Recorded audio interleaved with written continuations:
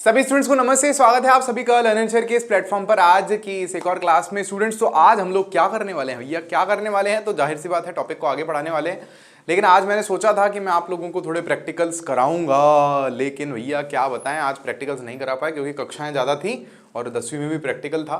वैसे आपका प्रैक्टिकल कुछ ज़्यादा ही आसान है, मतलब इतना आसान है कि ऐसा लगता है कि कराऊँ कि नहीं कराऊँ बहुत ज़्यादा आसान है, लेकिन कराएंगे तो मुझे लगता है उससे जो कंसेप्ट है वो आपके अंदर ज़्यादा बेहतर तरीके से उतरेगा, ऐसे ही मेरा मानना है। तो आज हम अभी जो है कक्षा को प्रारंभ करते हैं। प्रैक्टिकल मैं कोशिश करूंगा आपका कल और परसों, कल तो नहीं करा सकता मैं कल क्योंकि मेरा 12th क्लास का लंबी क्लास है, मुझे उसके लिए बहुत ज़्यादा ऐसे पीपीटी बनानी पड़ती है, मेहनत करनी पड़ती है। तो प्रैक्टिकल मैं देखूंगा, आगे करा दूंगा भले, लेकिन अभी हम टॉपिक कर रहे हैं। तो आज का हमारा टॉपिक होने वाला है मिश्रणों के प्रकार। यहाँ पर आपके सामने लिखा है मैंने। तो देखो, हमने पिछली कक्षा में क्या पढ़ा था, पदार्थ का वर्गीकरण किया था कि पदार्थ को अगर हम देखें किस किस आधार पर वर्गीकृत कर सकते हैं, तो हमने अवस्थाओं के आधार पर वर्गीकरण किया था।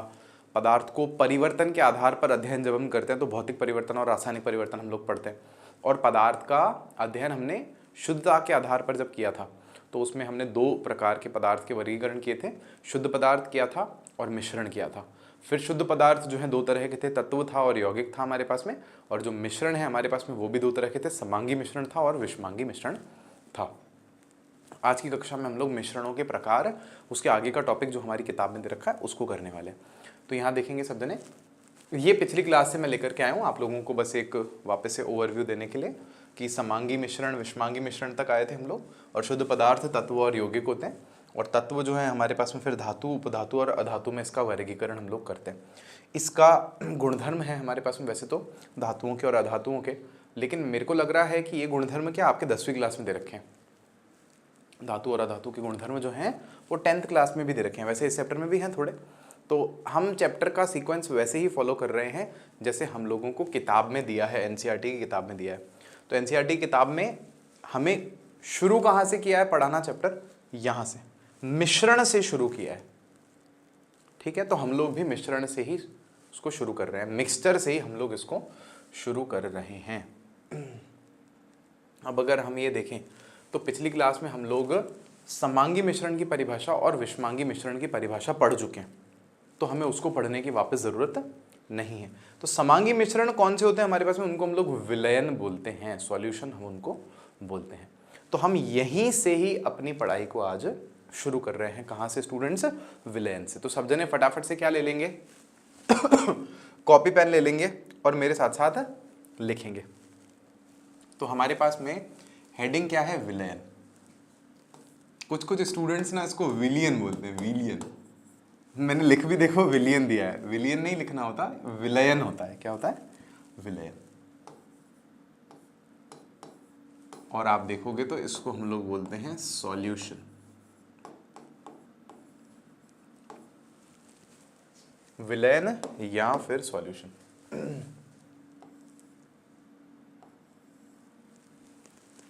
इंग्लिश में सॉल्यूशन बोलते हैं। तो क्या होता है हमारे पास में, दो या दो से अधिक घटकों का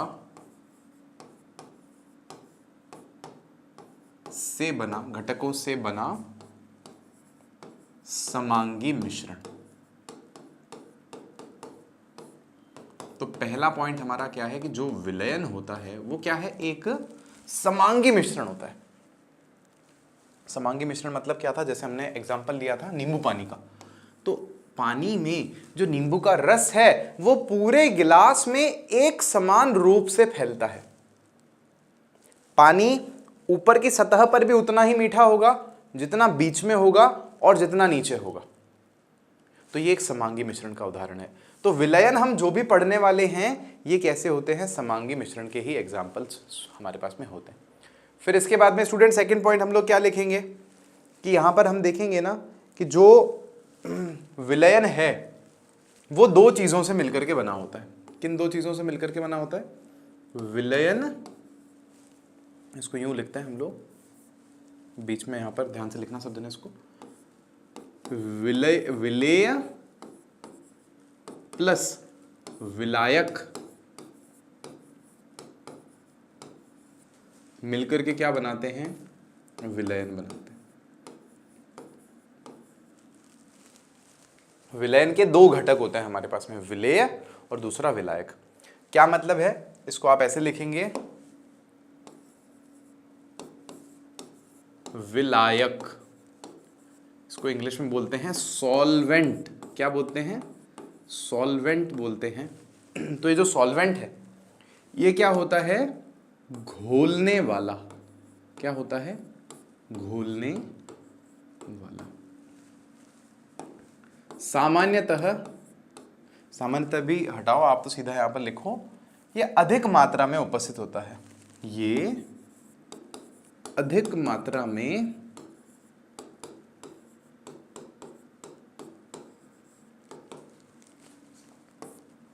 उपस्थित होता है।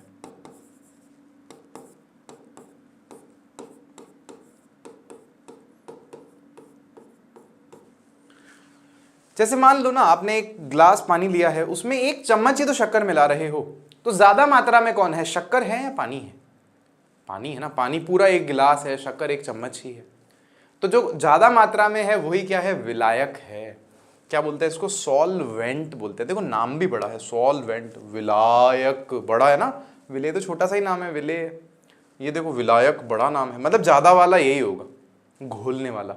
जो घोलता है, शक्कर को खुद में घोल लेगा, नमक को खुद में घोल लेगा, या कोई सा भी ऐसा, जरूरी नहीं पानी हो, पेट्रोल हो सकता है, एल्कोहल हो सकता है, डीजल हो सकता है, एसीटोन हो सकता है, कितने सारे हो सकते हैं, बेंजीन हो सकता है, टोलुइन हो सकता है, ऐसे पता नहीं कितने लिक्विड्स होते हैं, कोई सा भी हो सकता है, क्लोरोफॉर्म हो सकता है, तेल हो सकता है कोई। तो विलायक अक्सर घोलने वाला होता है, और ये अधिकतर आप देखोगे ना ज़्यादा मात्रा में ही होता है। अच्छा, मैं ना बचपन में ऐसे दिमाग चलता था, जैसे मान लो कि सर हम क्या करें, मान लो हमारे पास में इतनी सारी शक्कर है, इतनी सारी, मतलब एक कट्टा है मान लो, उसमें ऊपर से एक छेद कर दिया हमने, उसमें शक्कर ही शक्कर है, तो उसमें अगर मैं 1 कप पानी भर के डाल दूँ तो कौन विलायक है, तो कौन विलेय है। तो अब शक्कर तो ज़्यादा है, पानी तो कम हो गया, तो अब क्या उल्टा हो जाएगा कि शक्कर विलायक होगी और पानी विलेय होगा, नहीं ऐसा नहीं, ऐसा नहीं। उस केस में फिर आप इतने से शक्कर का ही अध्ययन करोगे जिसमें पानी घुला है, पानी पूरे में नहीं जाएगा, केवल इतनी सी शक्कर जो यहां पर गीली होगी ना, आप केवल उसी का ही अध्ययन करोगे फिर उस केस में। तो वहां पर इतने से में देखोगे तो वही बात हो जाएगी, पानी विलायक है, शक्कर विलेय है। आई समझ में आई, ऐसा। तो घोलने वाला ही रहेगा हमेशा, ये ध्यान रखना है सबको। अच्छा, उसके बाद हम बात करेंगे विलेय की। तो विलेय का क्या है हिसाब किताब, इसको इंग्लिश में बोलते हैं सॉल्यूट। क्या बोलते हैं, सॉल्यूट। भैया अंग्रेजी पढ़ा रहे हो आप हमको, अरे कुछ नहीं, आसान है। तो विलेय हमारे पास में हो गया। विलेय क्या है हमारे पास में, घुलने वाला, घुलने वाला। ये कम मात्रा में उपस्थित होता है।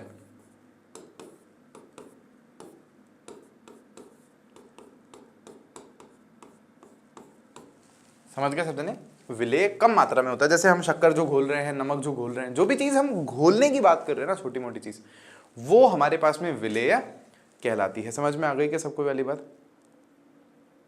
आई होप सबको समझ में आ गई है।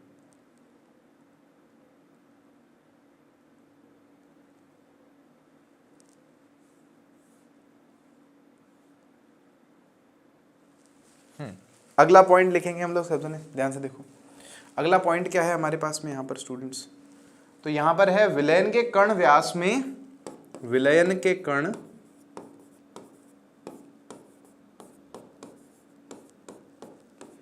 व्यास में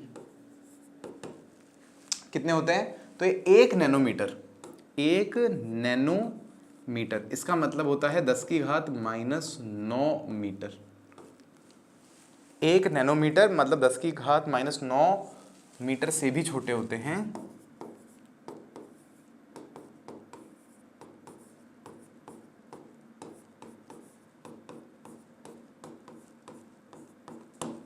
इससे भी छोटे होते हैं, और पुस्तक में हमें क्या लिख करके दिया है, इसलिए वे आंख से नहीं दिखते। अब समझो, मैं आपको समझाता हूं। ये लाइन लिखने की वैसे तो ज़रूरत नहीं है, लेकिन चलो लिख लो भले, आप चाहो तो इसको समझेंगे अभी अपन।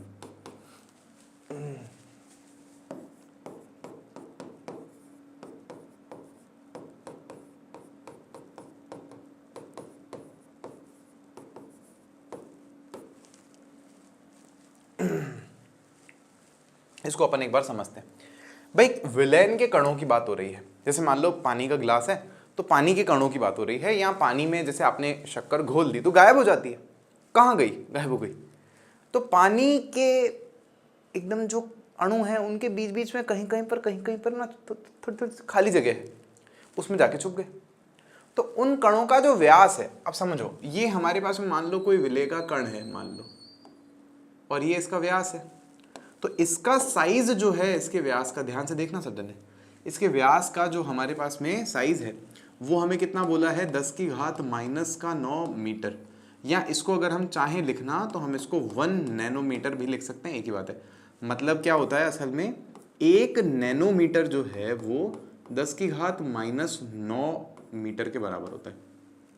या आप ऐसे भी समझ सकते हो कि नैनो का मतलब 10⁻⁹ होता है। देखो मीटर का मीटर तो एज इट इज है, नैनो जो एन है ना, छोटा एन, इसका मतलब होता है 10⁻⁹। अच्छा इसका मतलब क्या है, इसका मतलब क्या है, तो यहां देखो सब जने समझेंगे इस बात को ध्यान से।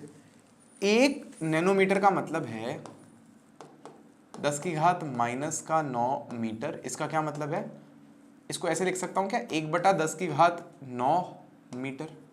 क्या मैं इसको ऐसे लिख सकता हूं, 1/1 2 3 4 5 6 7 8 9 मीटर। क्या मैं इसको ऐसे लिख सकता हूं पॉइंट लगा के, 1 2 3 4 5 6 7 8 9 मीटर। क्या मैं ऐसा लिख सकता हूं, कितना छोटा हो गया 1 नैनोमीटर, कितना छोटा, सोच के देखो आप। 1 मीटर कितना होता है, 1 मीटर कितना होता है, 100 सेंटीमीटर लगभग। इतना साड़ी लेने जाते हैं ना घर, जैसे वो नाप के देते हैं 100 सेंटीमीटर, 1 मीटर लगभग कितना होता है, 100 सेंटीमीटर के लगभग। ये कितना है, 1 नैनोमीटर कितना है, 0.0000000001 मीटर, उससे भी छोटा। ये तो क्या बोल रहा है किताब वाला, हमको कह रहा है कि विलयन के कण का जो हमारे पास में साइज होता है वो 1 नैनोमीटर से भी ज्यादा छोटा होता है। भाई क्या बात कर रहे हो, कहाँ हो तुम। अब आप सोच के देखो, क्या इतनी छोटी चीज हमें आंख से दिख सकती, मतलब अगर मैं अपना एक बाल तोड़ लूं, ऐसे करूंगा तो हाई जाएगा हाथ में, तोड़ने की जरूरत नहीं पड़ती मेरे को, मेरे बाल ऐसे ही झड़ते रहते हैं। आ ही नहीं रहा यार आज तो हाथ में, ये आ गया ना। मेरे बाल मेरे को निराश नहीं कर सकते। देखो ये बाल है मेरे हाथ में, अगर मैं इस बाल की मोटाई नापूं ना, दिख भी रहा होगा कि नहीं पता नहीं, कैमरा में दिखेगा कि नहीं पता नहीं यार, नहीं दिख रहा ना कोई बात नहीं, ये मेरे हाथ में मेरा बाल है। आप अपना बाल तोड़ लो यार, क्या है इस बाल की मोटाई, लंबाई नहीं मोटाई की बात करें, कितनी होगी, कितनी होगी बताओ। स्केल से नाप ही नहीं सकते आप, क्योंकि स्केल में 10 सेंटीमीटर होता है, 1 मिलीमीटर होता है, 1 मिलीमीटर में ऐसे 10 बाल आ जाएंगे, ज़्यादा आ जाएंगे। तो मान लो, चलो एक बार ऐसा मान लेते हैं कि ये जो बाल है हमारे पास में, जो बाल की मोटाई है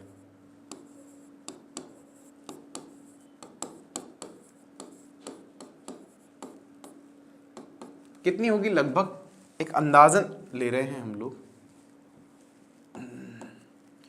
कि हमारे पास में मान लो ये हो जाएगी 0.00, कैसे लिखे यार, अपन चेक करेंगे इंटरनेट पे चेक करते हैं। चलो किसी ने तो नापी होगी बाल की मोटाई, उसी से पूछ लेते हैं अपन कितनी होती है। अब मैं ऐसे तुक्का मारूँ अच्छी बात नहीं है ना। क्या लिखेंगे, देखो मोटाई को क्या लिखना है, thickness of hair, thickness of hair. देखो कितना लिखा है, 0.0032 to 0.005 इंचेस। अरे तो बता रहे हैं कि बालों को कैसे अच्छा करें, ये आ गया हमारे पास में। चलो इसको हम लोग है ना इन मिलीमीटर आ गया ना, कितना है देखो हमारे पास 0.016 मिलीमीटर। देखो और इसको आप भले मीटर में लिख लो सीधे, इन मीटर्स। कितना है हमारे पास में यहाँ पर, measures is not precise, human hair varies in diameter ranging anywhere from 17 micrometre से 181 माइक्रोमीटर। बहुत अलग अलग डेटा है अपने पास में। हे राम, 50 माइक्रोन्स है, अलग अलग मात्रक है हमारे पास में। एवरेज थिकनेस ऑफ हेयर कितना है, 0.05 मिलीमीटर लिख लेते हैं अपन तो। चलो कितना है हमारे पास में, 0.05 मिलीमीटर। 0.05 मिलीमीटर करना है बस इसको हमें, तो इसको बस 5 कर दो हटा के,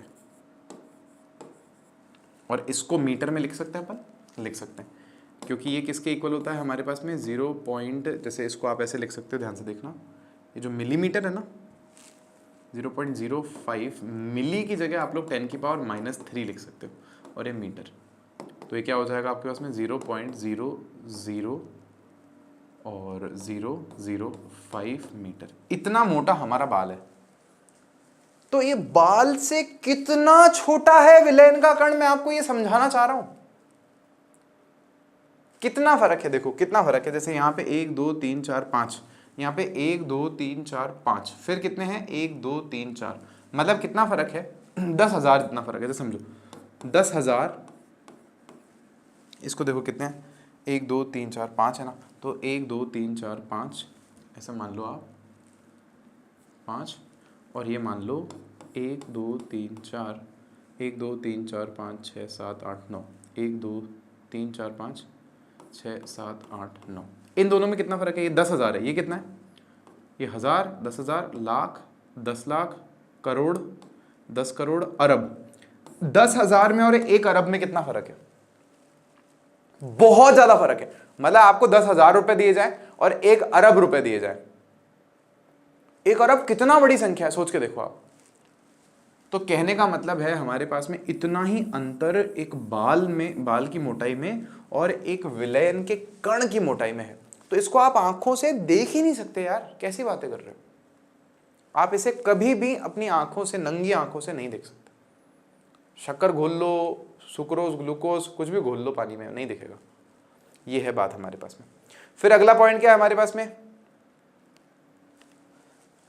अगला पॉइंट क्या है हमारे पास में, इसको तो ऐसे ही मस्ती में ही अपन ने पढ़ा है, ठीक है। ये हमारे सिलेबस में कहीं नहीं दे रखा बाल की मोटाई, ये तो मैंने आपको यूं ही समझाने के लिए बताई। अच्छा, अगला पॉइंट क्या है हमारे पास में, तो अगला पॉइंट है कणों का आकार बहुत छोटा होने के कारण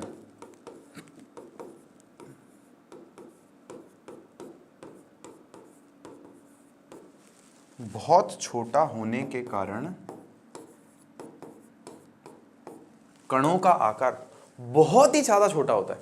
इस कारण प्रकाश जब होके गुजरता है ना, तो वो उससे टकराता ही नहीं है। ये इतने छोटे हैं कि प्रकाश के मार्ग में नहीं आते। इस घटना को ऐसे हम लोग प्रकाश का प्रकीर्णन बोलते हैं, कि कणों का आकार बहुत छोटा होने के कारण प्रकाश इनसे टकराता नहीं है। अर्थात विलयन में हमें कभी भी लाइट का रास्ता नहीं दिखेगा, प्रकाश जाते हुए नहीं दिखेगा। अभी मैं समझाता हूं आपको। तो पुस्तक में क्या लिखा है हमारे पास में, गुजर रही प्रकाश की किरण को फैलाते नहीं है। कणों का आकार बहुत छोटा होने के कारण ये इनसे गुजरने वाली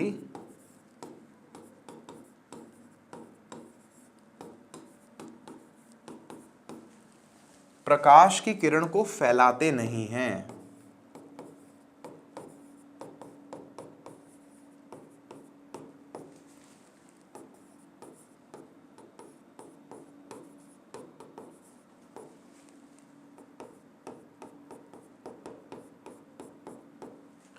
अर्थात विलयन से गुजरने पर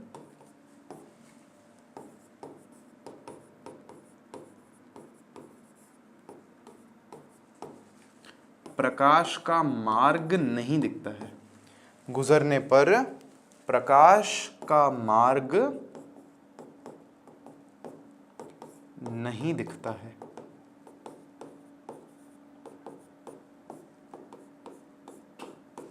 मतलब आप एक काम करो, एक कांच का कुछ ग्लास ले लो या कोई बर्तन ले लो, उसमें क्या करो, पानी डाल दो, उसमें खूब सारी शक्कर घोल दो, एक टॉर्च लो, उसके सामने ले जाओ, तो एक कांच का गिलास है, उसमें टॉर्च से लाइट डालो, कुछ नहीं है, बस ऐसे दिखेगा कि मतलब प्रकाश का रास्ता नहीं दिखेगा। जैसे समझना, काफ़ी बार ऐसा होता है ना कि हम ऐसे अंधेरे कमरे में कहीं बैठे होते हैं, वहाँ पे कोई एक दो छेद होते हैं कमरे में, और सूरज की किरण बाहर से ऐसे आ रही होती है अंदर, तो हम उस किरण की तरफ देखते हैं तो उसमें ना धूल के कण ऐसे उड़ रहे होते हैं, तो मतलब प्रकाश का रास्ता दिखाई दे रहा होता है। इसका मतलब ऐसे दिखता है ना कि प्रकाश की किरण ऐसे आ रही है, असल में तो हम प्रकाश को देख ही नहीं सकते क्योंकि प्रकाश तो बहुत तेज चलता है, हम लाइट को नहीं देख सकते। लाइट की हेल्प से चीज़ों को, दुनिया को देख सकते हैं, तो बहुत तेज चलता है, हम देख ही नहीं सकते उसको। तो कण जो है वो हवा में उड़ रहे होते हैं उसके, तो ये जो चीज़ है ना ये आगे आएगी, ऐसा विलयन में नहीं होता। विलयन में आपको जो शक्कर के कण है ना वो नहीं दिखेंगे, जब प्रकाश उसमें से भेजोगे ना तो वो कण नहीं दिखेंगे, हैं अंदर लेकिन दिखेंगे नहीं, क्योंकि वो इतने छोटे हैं कि प्रकाश डालने पर भी नहीं दिखते। समझ में आई सबको कि नहीं दिखते हैं, ऐसा नहीं दिखते। अगर दिखाते होते ना तो इसको बोलते हैं टिंडल प्रभाव, टिंडल इफेक्ट। अगर दिखाते होते तो इसको हम लोग बोलते टिंडल्स इफेक्ट या टिंडल का प्रभाव, टिंडल प्रभाव। वो आगे पढ़ेंगे अपन, ये नहीं दिखाते, बस बात खत्म। अच्छा, इसके बाद अगला पॉइंट हमारे पास में स्टूडेंट्स क्या है, छानकर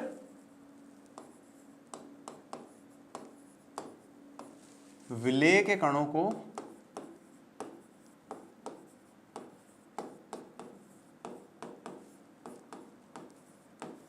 छानकर विलेय के कणों को विलायक से अलग नहीं कर सकते।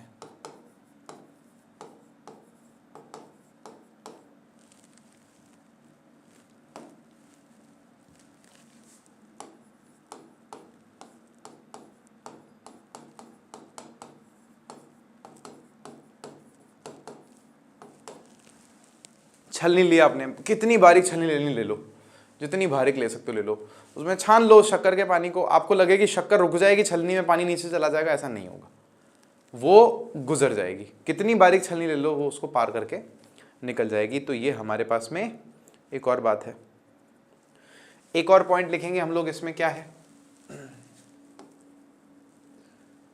स्थायी छोड़ देने पर या स्थिर छोड़ देने पर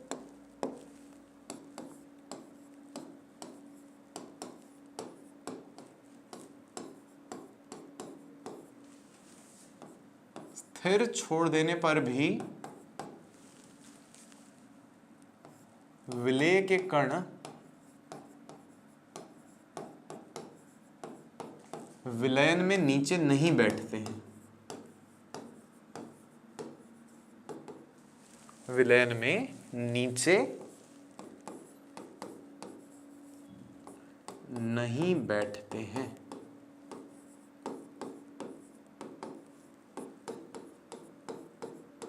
क्या कह रहा हूं मैं, स्थिर छोड़ देने पर भी विलेय के कण विलयन में नीचे नहीं बैठते। जैसे आपने देखा होगा मिट्टी को अगर हम पानी में घोलें तो मिट्टी थोड़ी देर में क्या होता है, नीचे बैठ जाती है जाके, लेकिन हमारे विलयन में ऐसा नहीं होता। विलयन समांगी मिश्रण है, तो समांगी मिश्रण में आप देख रहे हो ना शक्कर पूरे में घुली हुई है, तो ऐसा नहीं होगा कि शक्कर जो है नीचे जाके बैठ गई, थोड़ी देर बाद हमने देखा अरे शक्कर तो नीचे है पानी तो ऊपर है, ऐसा नहीं होगा, बिल्कुल भी नहीं होगा ऐसा। इसका मतलब क्या हुआ, इसको हम लोग ऐसा कह सकते हैं, अर्थात विलयन स्थायी होता है, अर्थात विलयन स्थायी होता है।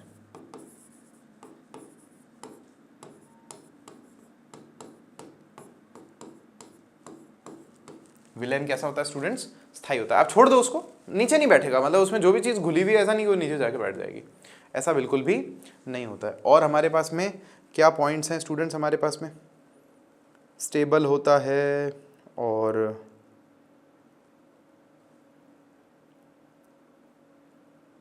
ठीक है, ये पॉइंट्स हैं हमारे पास में, पूरे लिख दिए हम लोगों ने, सारे पॉइंट्स लिख दिए ऑलमोस्ट। और फिर क्या है हमारे पास में, उदाहरण। तो उदाहरण देख लेते हैं हम लोग फटाफट से, यहाँ देखेंगे सब जने ऐसा। तो उदाहरण क्या है, उदाहरण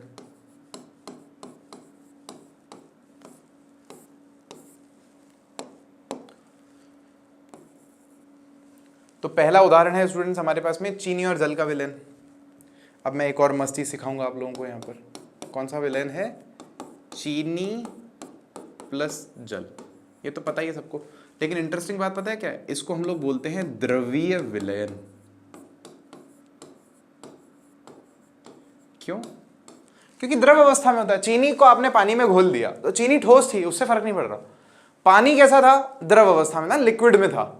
तो कहने का मतलब ये हुआ कि ये द्रवीय विलयन बना रहे हैं, द्रव है भी सब कुछ, इसको द्रवीय विलयन बोलते हैं। ये जो अवस्था है ना विलयन की, ये किससे निर्धारित होती है? ये विलायक की प्रकृति से निर्धारित होती है। विलायक कैसा है? घोलने वाला कैसा है? घोलने वाला अगर लिक्विड है तो जो विलयन बनेगा वो लिक्विड होगा, द्रवीय विलयन बनेगा। अगर घोलने वाला ठोस है तो जो विलयन बनेगा वो ठोस विलयन। अच्छा, ठोस विलयन भी होता है? हाँ होता है। मतलब हमें यही लगता है कि बस लिक्विड में कोई चीज घोल सकते हैं हम, लेकिन ऐसा नहीं है। हवा में भी घोल सकते हैं, ठोस में भी कुछ घोला जा सकता है। तो विलयन जो है केवल द्रवीय विलयन नहीं होता, दूसरे भी होते हैं, वो भी बता रहा हूं आपको मैं। अच्छा, दूसरा क्या है हमारे पास में? जैसे यहां पर इसमें आप ये तो समझ रहे हैं ना सब जने कि चीनी हमारे पास में क्या है? विलेय है। और जल हमारे पास में क्या है? विलायक है। इसमें कोई दिक्कत, कोई परेशानी होनी नहीं चाहिए। दूसरा, जैसे आप एक बड़ी फेमस चीज होती है हमारे पास में क्या? Tincture iodine. टिंचर नहीं, टिंचर। Tincture iodine. तो टिंचर आयोडीन क्या होता है असल में? तो आप देखोगे ना, टिंचर आयोडीन हमारे पास में आयोडीन और एल्कोहल का एक सॉल्यूशन होता है। वैसे तो बहुत ज़्यादा मतलब इसमें और भी एक दो चीज़ें होती हैं, बट मोटा मोटा क्या है? आयोडीन और एल्कोहल का विलयन। तो ये क्या है हमारे पास में? आयोडीन और एल्कोहल का विलयन है। इसमें भी क्या है? आयोडीन और एल्कोहल में ध्यान देंगे सब जने। आयोडीन हमारे पास में कम मात्रा में है तो ये विलेय है। ये हमारे पास में ज्यादा मात्रा में है तो ये हमारे पास में विलायक होगा। और आप नोटिस करोगे तो ये क्योंकि विलायक लिक्विड है हमारे पास में, द्रवीय अवस्था में है, तो ये भी क्या कहलाता है? एक द्रवीय विलयन कहलाएगा। ये भी कैसा है? एक द्रवीय विलयन है। समझ गए क्या सारे स्टूडेंट्स? समझ गए? तीसरा एग्जांपल देखें फटाफट से, चलो आगे बढ़ते हैं। तीसरा उदाहरण है आपके पास में वातित पेय। क्या बोलते हैं इसको? वातित पेय। इंग्लिश में क्या बोलते हैं इसको? Aerated drinks. क्या है मतलब बताता हूं मैं आपको। कोल्ड ड्रिंक्स या सॉफ्ट ड्रिंक्स बोलते हैं इसको। सॉफ्ट ड्रिंक बोलो, कोल्ड ड्रिंक बोलो, बात एक होती है। हम पीते हैं ऐसे कोई कोल्ड ड्रिंक तो ऐसे डकार आती है, गैस लगता है अंदर जा रही है, कोई अजीब सी एक मतलब झुंझुनाहट वाली फीलिंग होती है, मजा आता है। इनो पीते हैं तो ऐसी फीलिंग होती है ना कि गैस इतनी सारी जा रही है अंदर, ऐसा लगता है हमको। तो ये वही चीज़ें सारी कोल्ड ड्रिंक्स वगैरह यही होती हैं। तो अब इनमें क्या होता है असल में, कार्बन डाइऑक्साइड गैस को पानी में मिलाया जाता है और एक फ्लेवर होता है। देखो समझो, बहुत सिंपल है। आपने आजकल वो 5-5 रुपए का सोडा मिलता है बहुत जगहों पर, उनके पास सारे फ्लेवर होते हैं। वो उनके पास में ऑरेंज, अनार, ये वो 6-7 फ्लेवर होते हैं। बटन दबाते हैं, 5 रुपए का गिलास भर के देते हैं कि पी लो। देखो उसमें क्या होता है, एक तो होता है पानी, दूसरा होता है कार्बन डाइऑक्साइड गैस जो कि फ्री है इस दुनिया में, हम सांस छोड़ रहे हैं वही गैस है वो। तीसरा क्या होता है, उसमें फ्लेवर होता है, बस एक हल्का सा फ्लेवर होता है, हमको अच्छा लगता है, होता वो पानी है और कुछ नहीं। और बल्कि वो चीज़ हमारे लिए अच्छी नहीं होती, वो जो आर्टिफिशियल फ्लेवर्स होते हैं वो अच्छे नहीं होते। तो अब वही चीज़ की बात हम यहाँ पर कर रहे हैं। तो यहाँ पर हम दो बातों की चर्चा कर रहे हैं कि वातित पेय में हमारे पास में क्या क्या होता है, ध्यान से देखेंगे। कार्बन डाइऑक्साइड गैस होती है और साथ में जल होता है, जल में घोल देते हैं इस गैस को। या जो भी कोल्ड ड्रिंक आप बाजार से खरीद करके लाते हो उसमें भी यही होता है, एक फ्लेवर होता है, पानी होता है, पानी में कार्बन डाइऑक्साइड गैस को ठूस के भरा हुआ होता है। 12वीं क्लास में हम लोग पढ़ते हैं कि कैसे भरा जाता है, केमिस्ट्री में पढ़ते हैं। तो ये चीज़ है। अब इसमें आप लोग साफ साफ देख रहे हो तो ये कार्बन डाइऑक्साइड गैस क्या है, विलेय है। तो अब अगर आप नोटिस करोगे ना तो यहाँ पर विलेय गैस अवस्था में, लेकिन अगर हम जल की बात करें तो ये तो द्रव अवस्था में है, लिक्विड अवस्था में। अच्छा, ये जो द्रव है ये कैसा है, क्या है, ये विलायक है ना, पानी यहाँ पर क्या है, विलायक है, तो इसको विलायक लिख दो यहाँ पर। पानी यहाँ पर क्या है स्टूडेंट्स, विलायक है। क्या बोलती तू भैया, मस्ती कर रहे हैं मस्ती। तो सुनो, जल कैसा है हमारे पास में, लिक्विड अवस्था में। एल मतलब लिक्विड होता है, जी मतलब गैस होता है। तो ये हमारे पास में कैसा है, जलीय या द्रवीय विलयन। कैसा विलयन है, द्रवीय विलयन।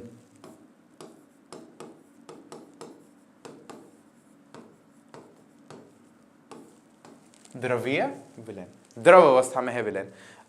समझे क्या? और क्या है हमारे पास में, वायु। वायु वायु वायु। अब यहां देखो गेम चेंजर, आपकी समझ को, आपकी बुद्धि को चैलेंज करने वाली चीज।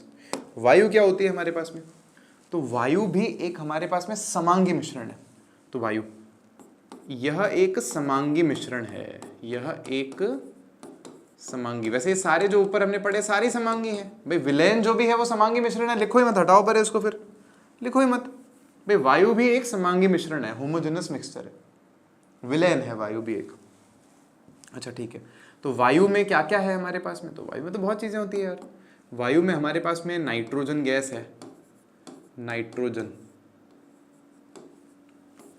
गैस कितनी होती है, इसको बोलते हैं N2 गैस। और ये हमारे पास में लगभग होती है कितनी, 78%।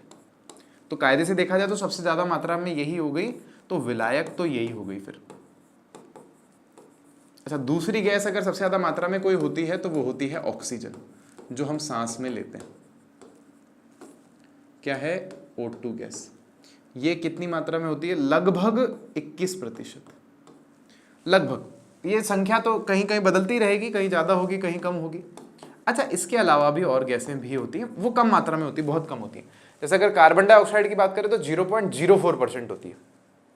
आज तक हम किताबों में 0.03 पढ़ते आए हैं, लेकिन अब वो 0.04 हो गया है।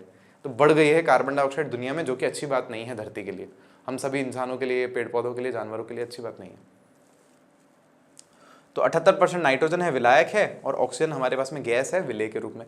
अब ये भी गैस है, ये भी गैस है। तो इंटरेस्टिंग बात क्या है, वायु जो है हमारे पास में वो विलयन तो है, लेकिन गैसीय विलयन है। समझ रहे हैं सब जने, गैसीय विलयन है। क्यों? क्योंकि विलायक गैस है, घुलने वाला गैस है, तो घुलने वाला भी हो जाएगा सेटल फिर। तो ये एक गैसीय विलयन। अब ये एक अलग चीज हो गई ना। अभी तक हमारे को क्या लगता था कि विलयन, सॉल्यूशन का मतलब, विलयन का मतलब होगा कि कोई ठोस लेंगे, लिक्विड में डाल देंगे, पानी में डाल देंगे, वो विलयन बन गया। नहीं, ऐसा नहीं है। दो गैसें भी मिलकर के विलयन बना सकती।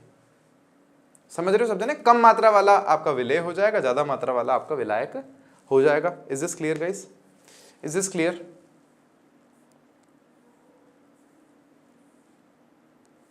ऐसा। अब एक और बता दूं मैं आप लोगों को, पांचवा। यहां पर पांचवा क्या है स्टूडेंट्स हमारे पास में? पांचवा है, देखेंगे सब जने ध्यान से, मिश्रातु या मिश्र धातु। मिश्र धातु, जैसे मैं लिख देता हूं यहां पे, टॉपिक है मान लो मिश्र धातु। मिश्र धातु खूब तरह की होती है भाई। मिश्र धातु क्या होती है, दो या दो से ज्यादा धातुओं को, या फिर उसमें कभी कभी अधातु भी मिलाते हैं एक निश्चित मात्रा में। जैसे समझो क्या किया कि लोहा, जैसे मैं एक एग्जांपल देता हूं आपको, कांसा। उदाहरण के लिए मिश्र धातु खूब सारी होती है। उदाहरण के लिए कांसा, क्या है, कांसा, या कांस्य बोलते हैं ना, कांस्य पदक, ब्रॉन्ज, ब्रॉन्ज मेडल मिला है उसको। तो कांसा क्या होता है हमारे पास में, तांबा प्लस टिन। टिन एक धातु है हमारे पास में, और तांबा भी एक धातु है। तांबा तो सबको पता होता है ना, कॉपर जिसको हम लोग बोलते हैं, जो तारों के अंदर होता है। और टिन हमें पता ही है। तो इन दोनों को पिघलाया, एक निश्चित मात्रा में लेना होता है। जैसे मान लो इसका 60% लेना है, इसका 40% लेना है। दोनों को पिघलाएंगे, दोनों को मिक्स कर देंगे, इसका 60%, इसका 40%, मतलब कोई भी एक फिक्स मात्रा हो सकती है, मैं तो अंदाजे पे बोल रहा हूँ। तो इनको मिलाया, तो वापस जब जमाते हैं उसको, तो हमें कांसा मिलता है। अब ये भी एक हमारे पास में समांगी मिश्रण ही होता है, ये भी हमारे पास में विलयन का ही उदाहरण है। लेकिन इंटरेस्टिंग बात पता है क्या है? इंटरेस्टिंग बात अब ये हो जाती है कि जमने के बाद में ये भी ठोस है, तांबा भी ठोस है, और टिन भी ठोस है। अब मान लो ये ज्यादा है, ये ज्यादा है, कोई भी एक ज्यादा है, कोई एक विलायक है, दूसरा विलेय, ज्यादा वाला विलायक है, कम वाला विलेय है। मान लो चलो ये वाला विलायक है आपके पास में, तो ये कैसा विलयन है? ये ठोस विलयन है।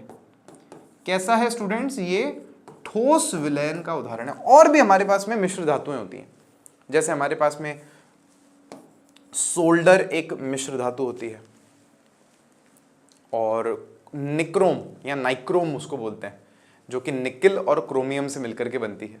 तो ये हमारे पास में एक एग्जाम्पल होता है।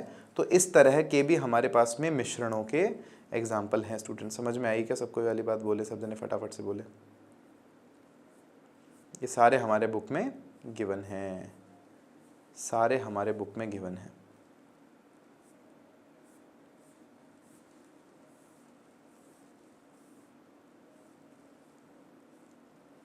बुक में एक पैराग्राफ गिवन है मिश्र धातुएं नाम से। धातुओं के समांगी मिश्रण होते हैं जिन्हें भौतिक क्रिया द्वारा अवयवों में पृथक नहीं कर सकते, ऐसा हमारी पुस्तक में लिखा है। मिश्र धातुओं को मिश्रण माना जाता है क्योंकि अपने घटकों के गुणों को दर्शाता है, ऐसा।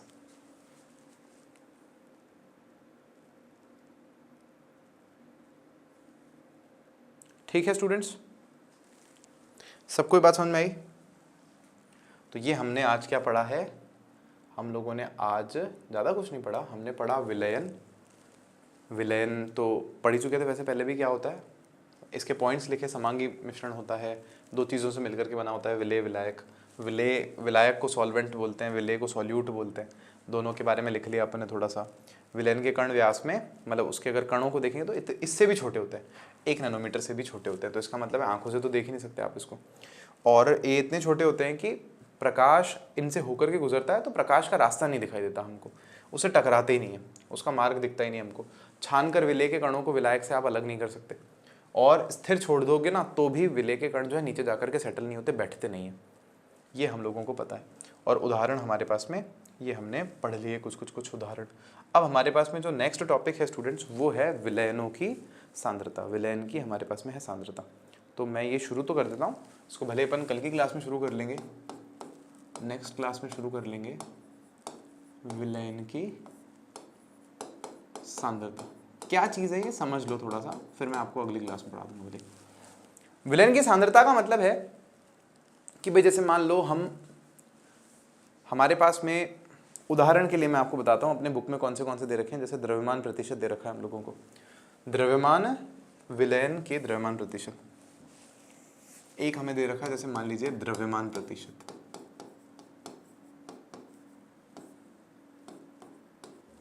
क्या है मैं आपको समझाता हूँ इसका मतलब क्या है हमारे पास में। जैसे मान लो कि ना 2 दवाइयां बना रहे हैं, उदाहरण के लिए दवाई बना रहे हैं हम लोग। अब एक ही दवाई है लेकिन वो अलग अलग पैकेट में मिलती है, और डॉक्टर ये बोलते हैं कि ये वाला हाई डोज है और ये वाला नॉर्मल डोज है। मतलब एक छोटा बच्चा ले सकता है नॉर्मल डोज वाली, लेकिन एक जो है वो फिर हाई डोज है, वो फिर छोटा बच्चा नहीं ले सकता, वो बड़े आदमी के लिए।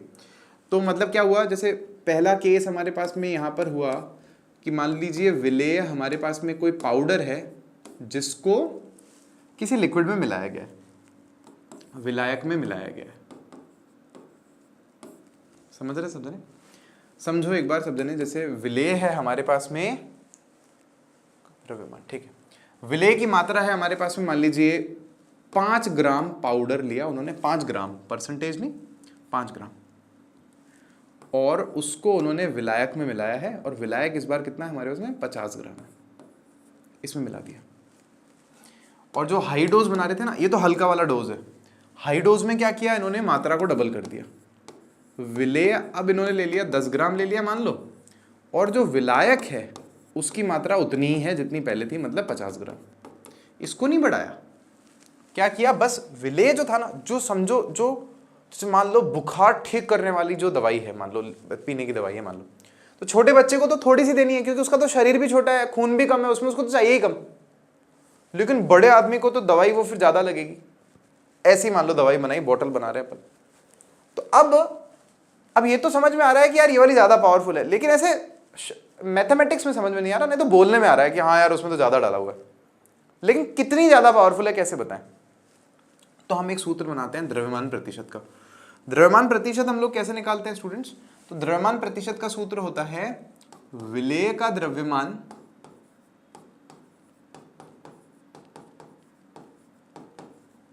बटा विलयन का द्रव्यमान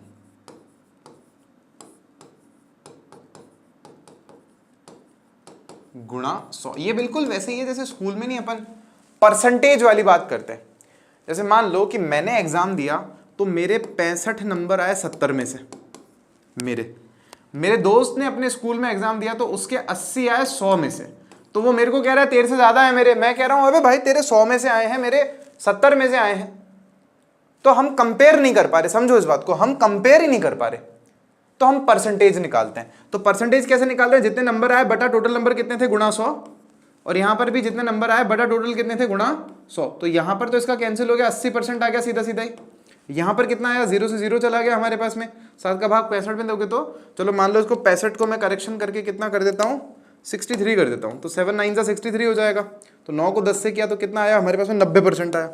अब देखो भले ही दिखने में मेरे नंबर कम लग रहे थे लेकिन मेरा 90% बना है और उसका तो 80% ही है। मतलब अगर 100 में से देखोगे तो उसके 80 नंबर है और 100 में से मेरे 90 नंबर है। मेरे तो 70 में से 63 थे ना, 63 थे ना। तो आप परसेंटेज निकालने के बाद में कंपेयर कर सकते हो। तो यहां भी वही करना है हमें, विलय का द्रव्यमान मतलब ये जो चीज डाली है उसका द्रव्यमान बटा टोटल द्रव्यमान विलयन का, पूरे विलयन का। तो विलयन का द्रव्यमान क्या आएगा, 50 + 5, दोनों मिल गए ना विलयन में, तो गुणा 100 कर देंगे, बस गुणा 100 कर देना। वैसे अपने को वही चीज करते हैं अपन बचपन से। तो जो प्रतिशत वाला कॉन्सेप्ट है ना वही हम लोग यहां पर अप्लाई कर रहे हैं। दवाइयों में और कितनी सारी चीजों में ये चीज लगती होगी। तो यहां पर हमारे पास में क्या आएगा, ए वाले केस में द्रव्यमान प्रतिशत कितना है, ये हो जाएगा विलय का द्रव्यमान 5 ग्राम बटा विलायक का द्रव्यमान हमारे पास में कितना है, 50 + 5 विलयन का, क्योंकि पूरे विलयन का द्रव्यमान चाहिए नीचे हमको। तो ये और ये दोनों जुड़ जाएंगे ना नीचे, क्योंकि विलयन है, देखो विलायक नहीं है केवल।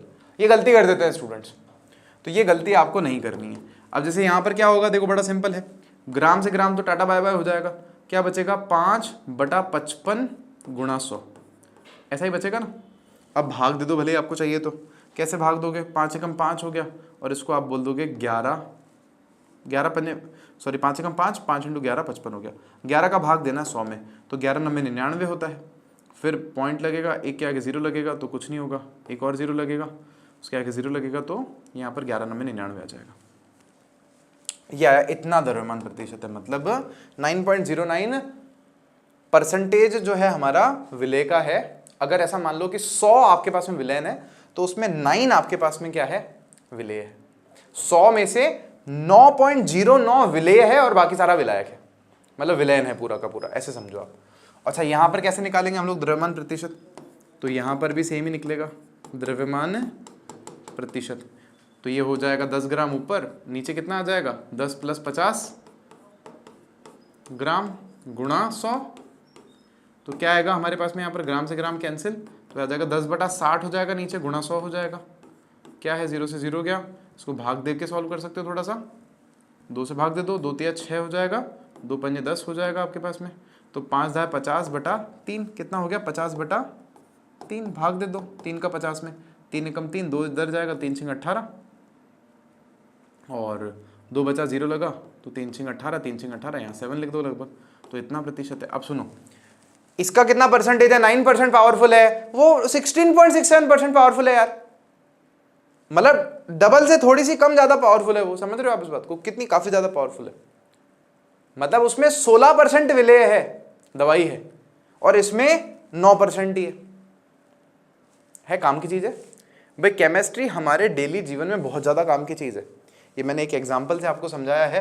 अब कल हम इसको द्रव्यमान प्रतिशत को भी समझेंगे, हम द्रव्यमान आयतन प्रतिशत को भी समझेंगे, सारी बातें बताऊंगा मैं। ये 11th तक भी सेम चलेंगी आपके ना, और ये 3 ही आपके दे रखे हैं, 3 मैं आपको समझा दूंगा। एक मैंने आज जैसे बताया ना द्रव्यमान प्रतिशत, तो वैसे ही 2 और आपको बता रखे हैं मैं, उनके डेफिनेशंस भी और जो भी सूत्र वगैरह हैं कल आपको करा करके, और फिर अपन आगे बढ़ेंगे स्टूडेंट्स।